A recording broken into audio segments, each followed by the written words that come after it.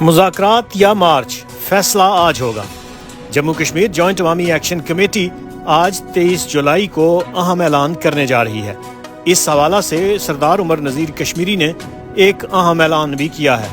تفصیلات کے مطابق جموں کشمیر جوائنٹ عوامی ایکشن کمیٹی کے دھرنے راولاکوٹ دریک عیدگاہ سمیت راولاکوٹ کے مضافات میں پرامن طور پر جاری ہیں۔ ایکشن کمیٹی نے اعلان کیا ہے کہ آج 23 جولائی کو دن 12 بجے وہ ایک اہم اعلان کریں گے۔